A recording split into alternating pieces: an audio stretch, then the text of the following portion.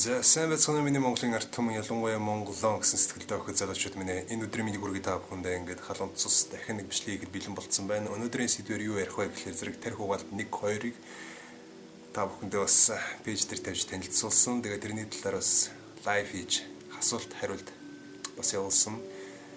Тэгээд одоо тарих угаалт 1-2-ыг үзсэн хүмүүс тодорхой хэмжээний айцтай байгаа. Тэр айцыг чөлөөлөхгүй бол бас болохгүй. Тэр айцтай нь байлгаад иж болохгүй л дээ. Тэгэхээр зэрэг одоо тэр айц одоо эргээгээд энэ тарих угаалт 1-2-ыг үзсэн хүмүүс энэ асуудлуудыг энэ гадны энэ тарих угаалтыг яаж давах вэ? Энэнийг давахын тулд ямар аргууд хэрэгэлдэг вэ? Эргээгээд энэ дэлхийд даяар ямар хөдөлгөөн явагдаж байгаа вэ? Тэ? Энэ тал дээр одоо товчхон бөгөөд тодорхой тайлбарлахыг хичээн энэ бичлэгэн дээр.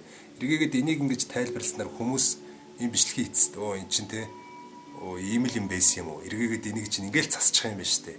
Гэхдээ маш энгийн мөртлөө бас тэ яг ингээд тэр айцанд автагдсан байхдаа энэ асуудлыг шийдэх гээд бодож сэтгэнгүүд ердөөсөө тэр гаргалааны ердөөсөө гарч ирэхгүй нэг тийм сонирн мэдрэмж төрнө. Тэгээ тэрийг бас та бүхэн бас давхар анзаараарай гэж би хүсэж байна л да. Хүн айцанд автагдсан байхад хизээч зөв шийдвэр гаргаж чаддаггүй юм байна. Бодоод энэ айцнаас одоо энэ тарих угаалтыг яаж давж гарах вэ? Улс орноо яаж одоо улс орноо болий за өөрийгөө яаж өөр хүүхдүүдэд яаж хамгаалах вэ гэдэг тал дээр ингээд бодоод үзэнгүү те ингээд айсан мэдрэмжтэйгээ ингээд бодоод авах тусам тэр асуудлыг шийдэж чаддаггүй. Эргээгээд тэр асуудлыг шийдэхин тулд өндөр өөр давтамжтай үзэл бодол өөр одоо өнцгөөс харж иж тэр асуудлыг шийддэм байх гэдгийг бас давхар анзаараад ойлгосоо гэсний үдээс юм бичлэг хийж байгаа шүү. За тэгэхээр зэрэг энэ бичлэгийг эхлүүлэхээс өмнө та бүхэнд нэг юм тайлбарлаад ярилцъя. За одоо энэ нэг схем байна. Дэвид одоо Хаукинс гэдэг хүн одоо хүмүүсийн оюун санааны ухамсарын одоо бодлын хүн болгоны бодол янз бүрийн бодол байдаг. Тэр бодлууд тодорхой хэмжээний өөрийн гэсэн долгионтой байдаг. Тэр долгионыг нь одоо ингэ схем дээр буулгаж гаргаж ирсэн байгаа. 0-оос 1000 хүртэл. Тэгэнгүүт одоо ямар бодлууд ямар долгион цацруулдаг вэ гэдэг тал дээр одоо ингэж бас ойлгуулахын тулд бас нэг иймэрхүү схем гаргаж ирсэн байгаа. Тэгээ энэ схемэн дээр та бүхэндээ нэг хэсэг жоохон юм ярилцахыг хүсэж байна. За та бүхэн одоо харж байгаа хамгийн доотлол нь одоо ингэж 20 гэж байна л да. 20 дээр юу байна гэсэн чинь одоо хүн өөрөөсөө ичиж зовох тэр мэдрэмж бол хамгийн доотлын одоо хэсэгт байна. Тэгэнгүүт энэ өөрөөсөө ичиж зовох энэ мэдрэмж тэ өөрийнхөө эсрэг байдаг тийм мэдрэмж байх нь. Яг л зэрэг уур уцаар 150 дээр байна шүү дээ. 150 дээр уур уцаар байна. Үзий ядалтай. Хүн уурлаж уцаарлахад бүр шинжлэх ухаанаар тогтоогдсон байгаа шүү дээ. Бүр батлагдсан. Хүн уурлаж уцаарлах юм бол биендээ өөрийнхөө эд эсийг өхүүлэх тэр бодисуудыг ялгаруулж байдаг нь бүр тогтоогдсон. Шинжлэх ухаанаар. Тэгэхээр зэрэг одоо би өөрөөсөө ичиж зовох тэр мэдрэмж нь бүр те уур уцаараас бүр хамаагүй доогоор шүү дээ. Тэгэхээр зэрэг бүр 20 дээр байна. Тэгэнгүүт эргээгээд энэ юу гэж тэгэхээр зэрэг бүр те хүний эд эсийг өхүүлдэг байх нь шүү дээ. Бас тодорхой хэмжээний. Эргээгээд энэ өөрөө юу гэж хэлэхэд зэрэг оюуны ядуурлын төвшингүүдийг бас ингээд харж болж байна л дээ. Энэ дээр би одоо оюуны ядуурл эргээгээд оюуны одоо потенциал ихтэй гэдгийг бас ялгаж салгахын тулд энэ схем их тус болж байгаа. Тэгэнгүүт одоо хүн хизээ одоо өөртөө итгэлгүй байдаг вэ? Тэ? Хүмүүсийг өөртөө итгэлгүй байлгахын тулд гадны тарих угаалыг юу хийдэг вэ? Гэдгийг одоо тайлбарлах юм бол кино болон телевизэр дээр сурчлагаа сэтгүүл бүх юм дээр эмгтэн хүмүүс ямар байхыг заадаг. Арьсаа яаж арчлах ёстой? Бие яаж авч явах ёстой? Тэ?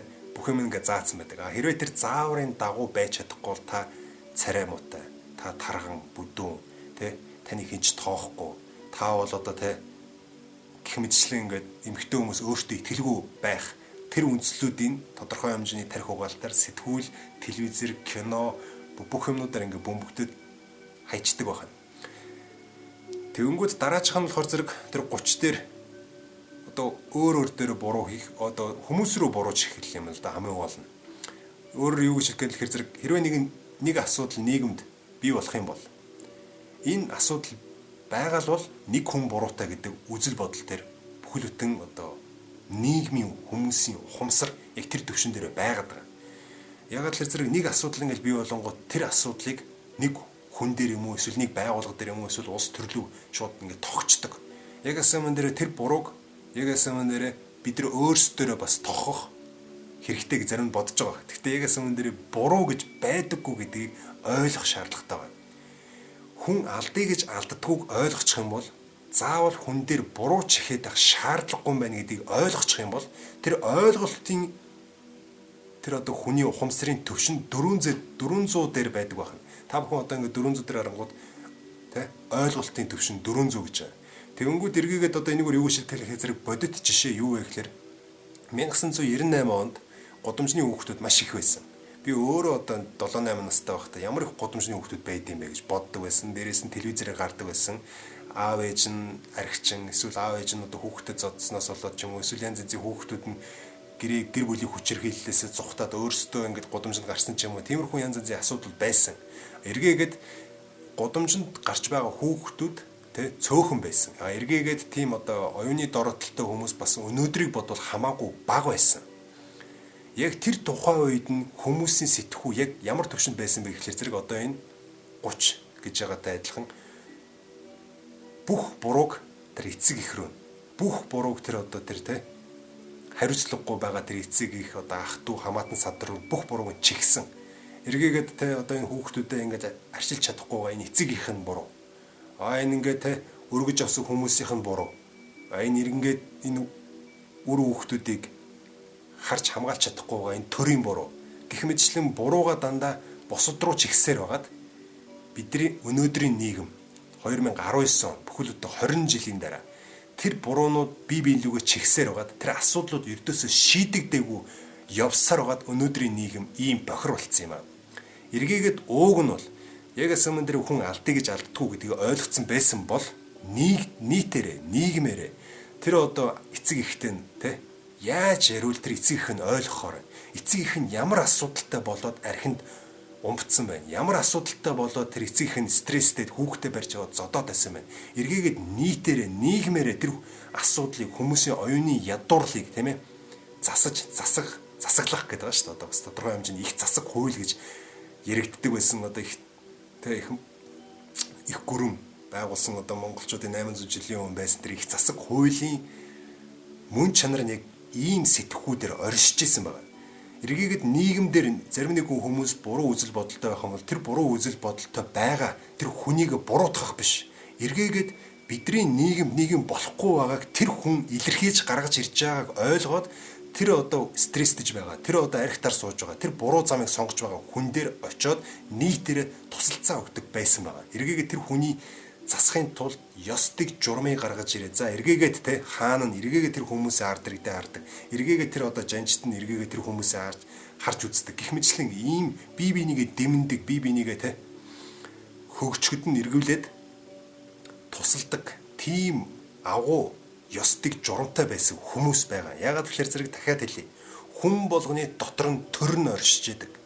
Нэг хүн замаа алдахад Монгол улсын төрийн тэр доктортой байдал нь бас тодорхой хэмжээний ганхаж эхэлж шүү гэдгийг ойлгоод тэр хүмүүс яагаад алдав гэдгийг тэр алдааг нь засахын тулд тэр хүмүүсийг те хөгжүүлэхийн тулд яагаад гэвэл нэг хүн алдчихна гэдэг чинь нэг хүний дотор төр байгаа. Бүхэл бүтэн Монгол улсын төр нь нэг хүнээс эхэлдэг. Тийм болохоор зэрэг тэр хүнийг л засахгүй бол болохгүй. Ийм ухамсартай байсан болохоор зэрэг Монгол улсад шорон байгаагүй, эмнэлэг байгаагүй. Ерөөхдөө нэг иймэрхүү байгаа. За тэгээд цаашаа явъя.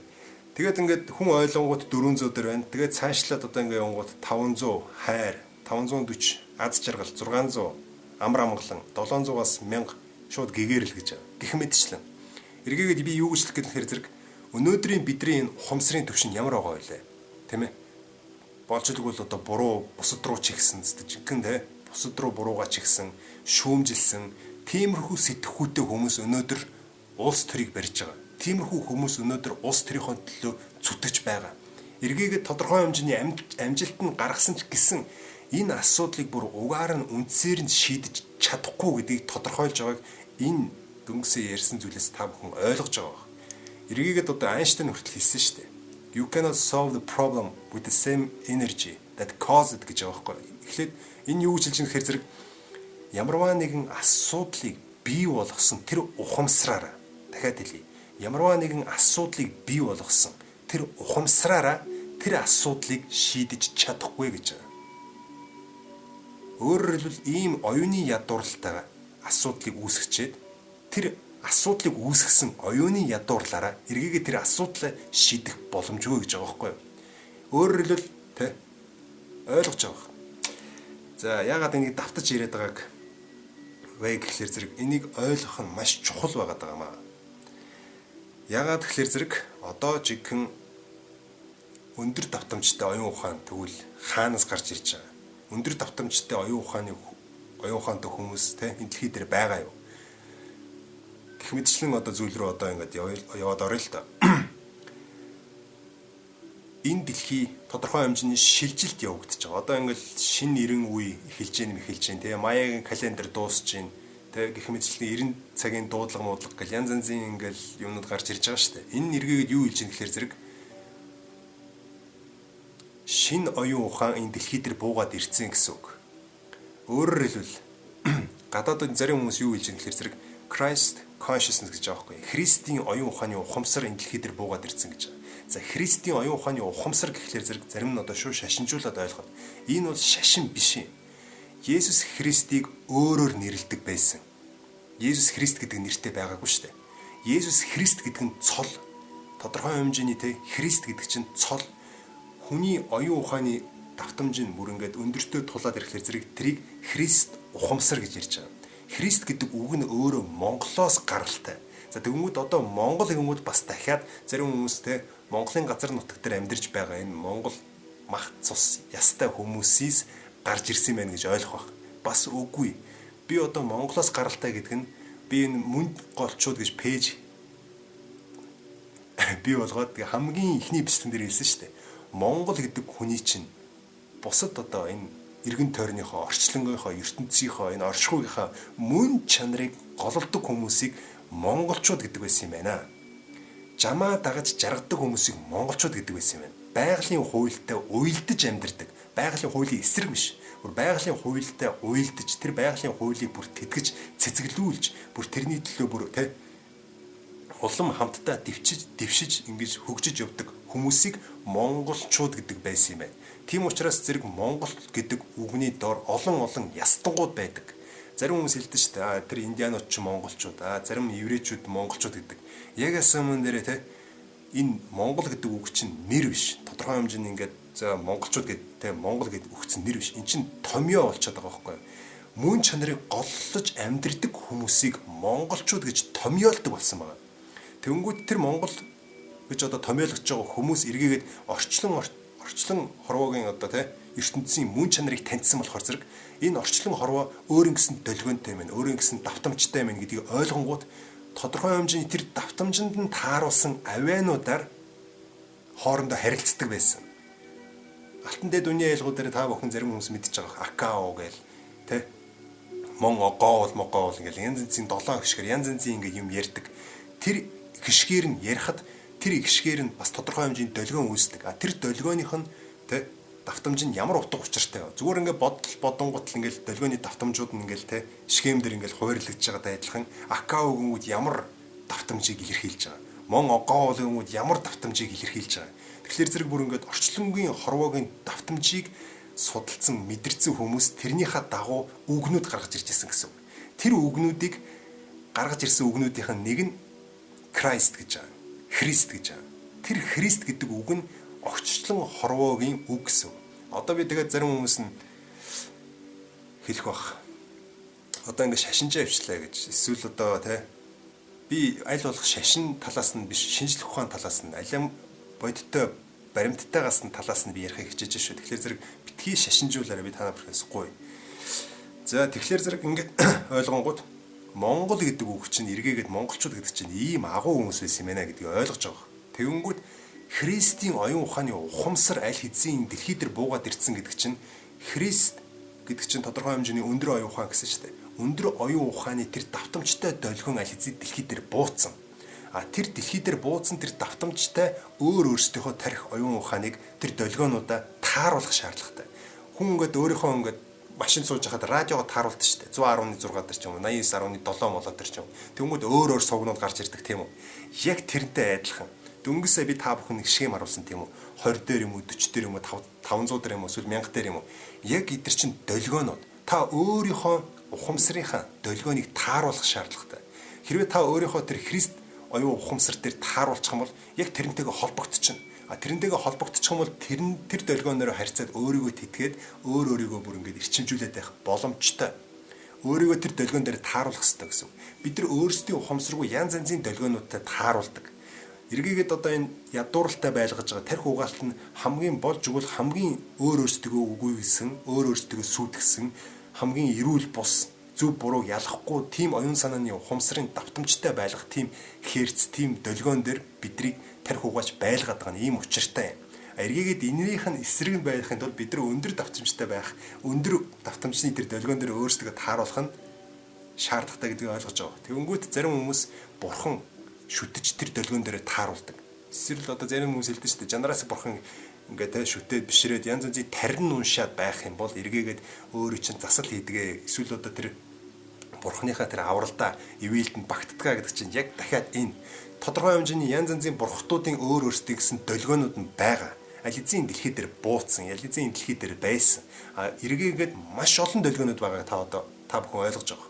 Эргээгээд тэр долгионууд дээр та бүхэн өөрийнхөө ухамсараа тааруулаад тарин марин уншаад ингэ явах юм бол асуудалгүй та өөрөөсдөө ингэ цэвэрлээ те өөрөөсдөө өндөр давтамжин дээр байх боломжтой.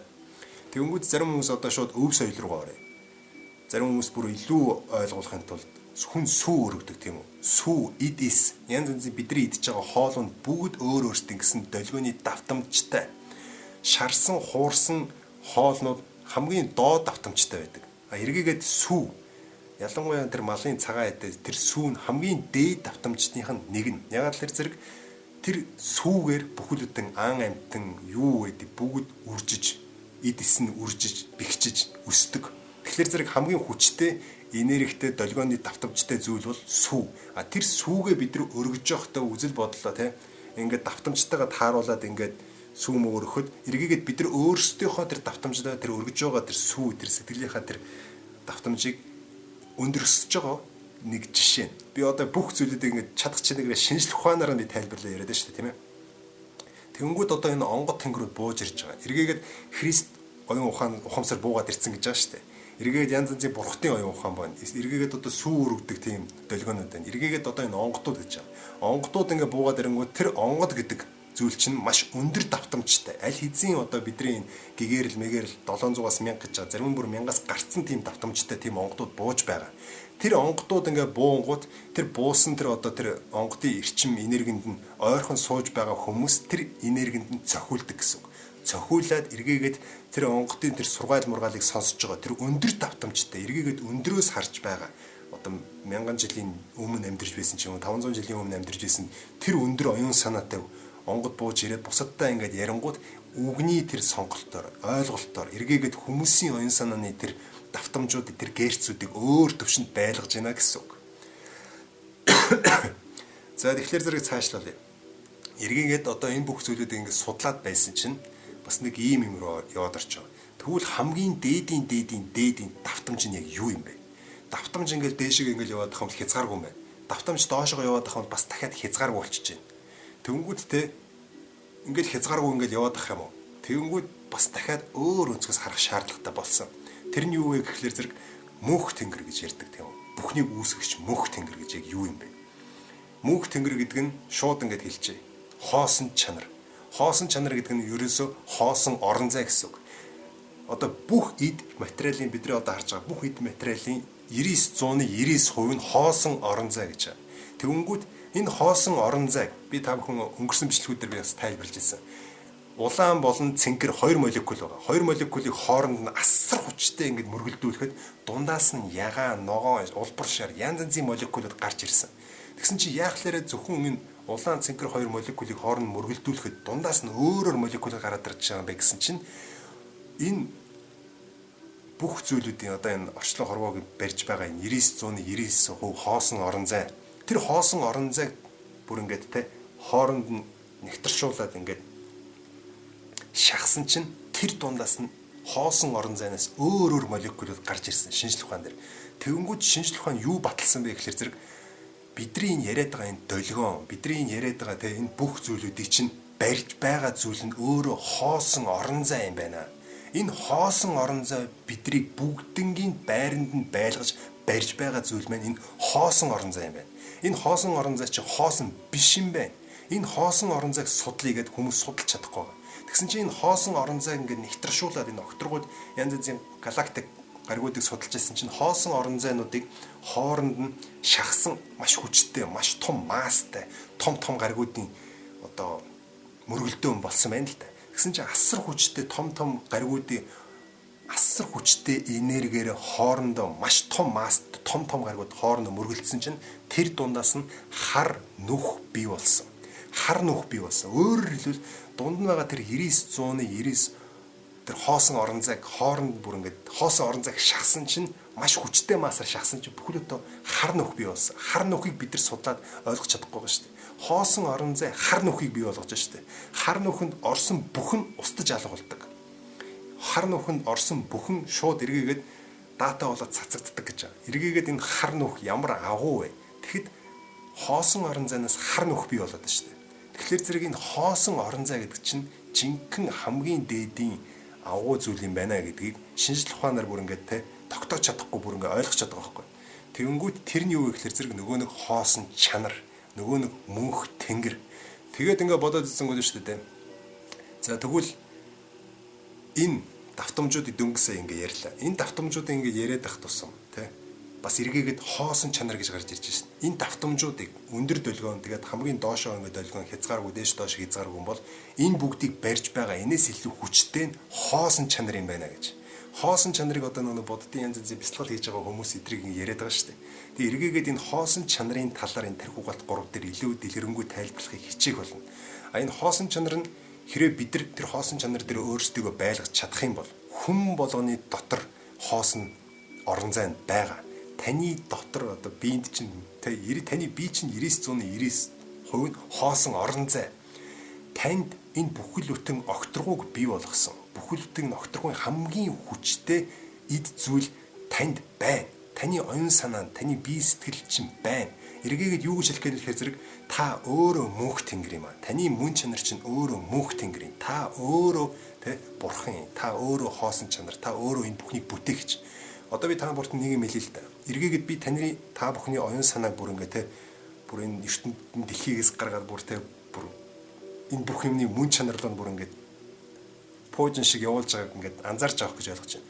Хүн болгон өнөөдөр за би ингээ мөнгөгүй байна. Миний ажил төрөл бүтэхгүй байна гэж мөнх тэнгэрээс гуйдаг. Яг ясан өндөр мөнх тэнгэр минь надаа ингээ сайхан аз жаргал авчирсан тийм сайхан санхүүгийн эрхчлөө эсвэл тийм сайхан байр, тийм сайхан хань ижил авчираад өгөөч нэтэрэ гэж янз янзын сүсэг бишрлэрээ ингээд гуйдаг. Яг асууман дээр мөнх тэнгэр бидэрт юу ч өгдөггүй. Яагаад тэгэхээр зэрэг би нэг жишээ өгье л да. Би одоо ингээд мөнх тэнгэр байлаа. Тэгсэн чинь та надаас ингээд юм гуйлаа. Гэтэл би танд биш дээ.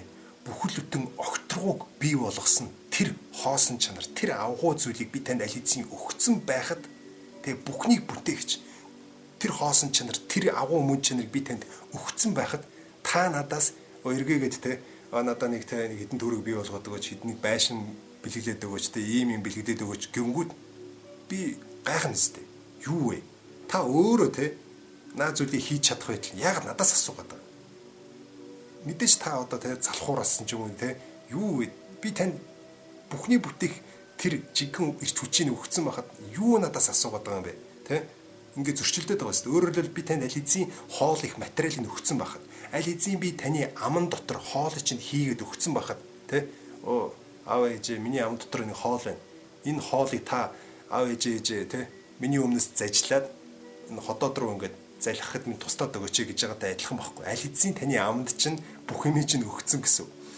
Тэгэнгүүт амьдрал яадаг вэ гэхээр зэрэг одоо ингээд өгөөч гингүүд хүмүүсийг алгаддаг. Эргээгээд өнөөдөр хүн төрлөختөн оюун санааны ядууралд ороод өөрсдөө хэр хүчтэй гэдгээ умарцнаас болоод маш тэнэг үйлдэл хийж байгаа болохоор зэрэг эргээгээд энэ жам эргээгээд энэ хүмүүсийг алгадаж байгаа. Янз янзын цунами, янз янзын гамшиг болж энэ хүмүүсийн оюун санааг сэрээхийн тулд гамшиг бий болж яг гэсэн өндөр хүмүүсийг алгадаад байгаа байхгүй юу? Эргээгээд юу гэж нэхлээр зэрэг миний аман дотор бүхэлд хоол байгаа шүү дээ. Би өөрөө трийгээ зажлаад өөрөө залхих чадвартай шүү дээ.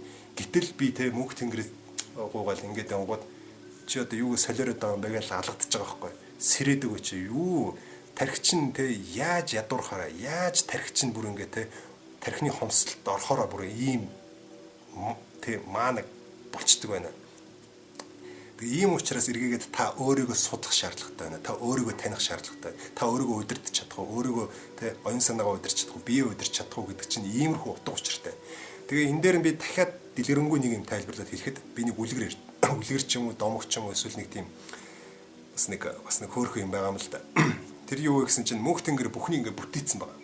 Мөнх тэнгэр бүхнийг ингээ бүтээчээд хүн төрлөختөн бүтээсэн байгаа. Тэгээ хүн төрлөختөн бүтээнгүүтээ хүн төрлөختөн хамгийн айхтар оюун санааны потенциалтай хамгийн ухаантай тэ одоо зүйл бүтээсэн байгаа байхгүй юу. Тэвнгүүтээ энэ дэлхий дээр хүн төрлөختөд буулангуудаа бодсон байгаа. За байж байгаарай. Энэ хүн төрлөختөн тэ бүхэл бүтэн бүхнийг бүтээгч энэ хүч ирч хүчийг хаана нэгэн газар нуухгүй бол энэ хүн төрлөختөн магадгүй энэ хүн төрлөختөн энэ бүхнийг бүтээх хүчээр энэ бүхэл бүтэн юмнуудыг устгаж магадгүй гэж бодсон байгаа.